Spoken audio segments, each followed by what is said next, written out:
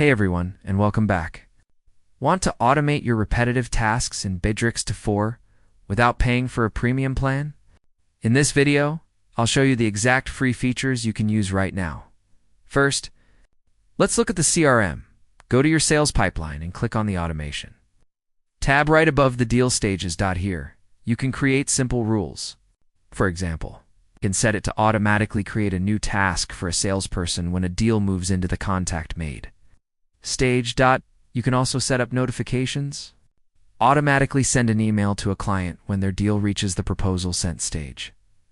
For tasks, go to any project and find the automation section.